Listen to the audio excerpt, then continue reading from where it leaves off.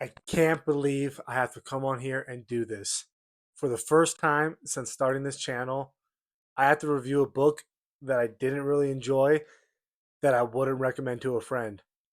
And the worst part of all, it's a Brandon Sanderson book. So, after reading Mistborn, I picked up Elantris and I didn't love it. Now, I mentioned in my last video where I was wrapping up the Mistborn trilogy that I'm doing the Cosmere based off the order that Capture in the Words recommended in one of his videos. And after Mistborn, he says to pick up Elantris next. And so that's why I did. For those of you that don't know, it is Brandon Sanderson's first book.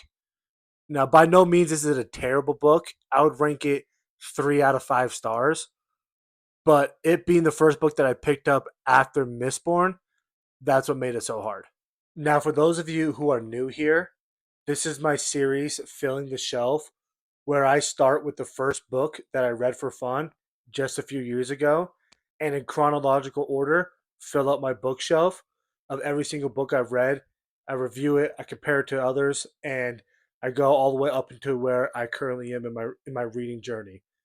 And as you can see, Elantris is now my 12th book of the series. And before this, probably because one, I'm a new reader and I'm excited. Two, I've chosen extremely popular series and really highly rated books that I've only had an amazing experience with every book that I've read to this point. In fact, Elantris is the first time where there would be times while I was reading it where I didn't really want to pick it up and I was almost just picking it up just because I knew that I had to finish it.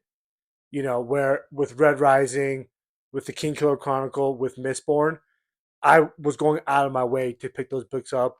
I was excited every time I did, and I knew that at the end I was going to get that payoff and I was going to be ready and pumped to pick up the next book.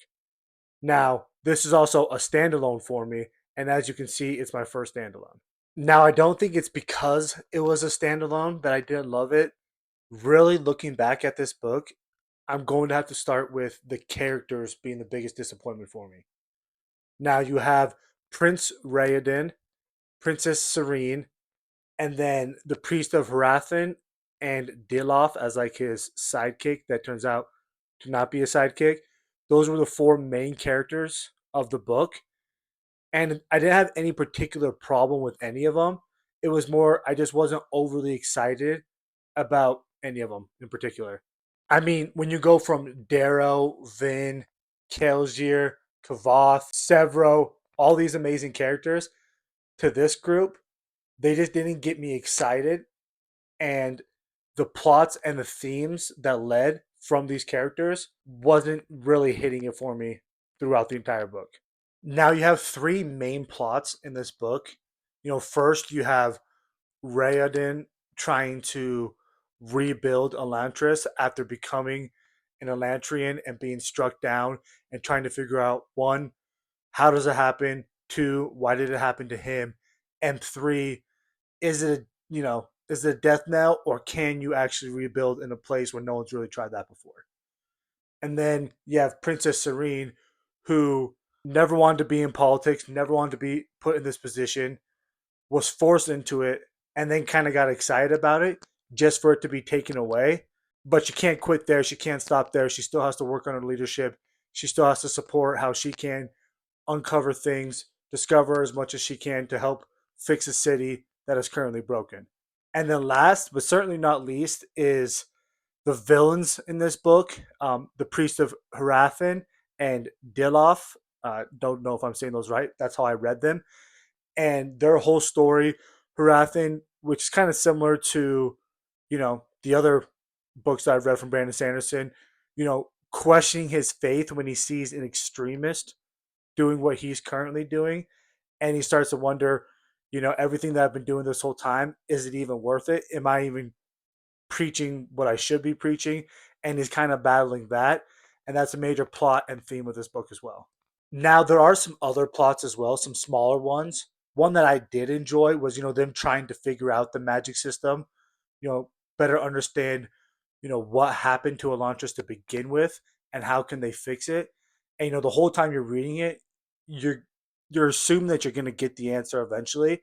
and it's just a matter of time. And I did enjoy that, even the payoff of the end of figuring out how it worked and why it was broken and what they can do to fix it. That was enjoyable. But the ones that I feel like Brandon wanted me to care about more are the ones I didn't care about as much. Particularly the relationship between Serene and Prince Raoden, the relationship between Harathan and Dilof. I wasn't as into them as I feel like I'm supposed to be, or as someone that would give this book a 5 star and recommend it to others. It would be because they cared about those relationships more than I did. But really, where I should have started, because it's the point that I want to make the most, is the themes of this book and the biggest reason why I'm giving it a 3 out of 5 stars. And that is the themes were very similar to the themes that we had with Mistborn, just not done as well. You have somebody challenging their faith and really deciding on whether or not it's something that they want to continue. I just think that was done better in Mistborn. You have, hope versus despair. You have like hope with Kelsier, or in this case, Raoden. You have despair in the city and the worlds of both Mistborn and Elantris. Again, better done in the trilogy. The magic system is not really hit on as much in Elantris. I kind of wish that Brandon spent more time talking about what the city was like before everything went south. We go through it a little bit, how you could just have food appear or you could just heal people automatically, but it was only kind of just touched on versus, again, in Mistborn, maybe because you have 3 books, you're able to really dive into it. Even the theme of leadership, with Raoden, with Serene in this book, I just didn't enjoy their leadership journey as much as I did with the main characters in Mistborn. And so I think that was a big problem for me, was reading this book directly after a trilogy that I enjoyed so much. The whole time I was reading it, I was almost comparing it to the trilogy that I just finished. And the big final point that I want to make is the ending of this book. I compared it to the Sanderland experience that I had with the end of Hero of Ages, and they just weren't even close. Like, I was reading the last 20, 30, 40 pages of this book, and I could see everything start to connect the way I knew Brandon Sanderson would have it connect, but I just didn't care as much this time. And to me, because I'm a new reader, because I'm probably not the best at understanding, how to review books or how to rate books, the easiest way for me to look at it for now, at least, is how excited was I to pick up the book, and did the payoff feel like a real payoff where my jaw was on the floor, or did it end and I was just kind of like, yeah, that was a fine ending. And that's how it was with Elantris. So my first standalone, it's completed. It was not again. After not having the best standalone experience for the first one, I want to give it another try. So the next book that I review is going to be a standalone. So please, in the comments, if you have any amazing experience with a standalone book, let me know so I can pick it up and I can give it a try. Until then, if you're not already, please go read for fun, and I'll see you guys next week.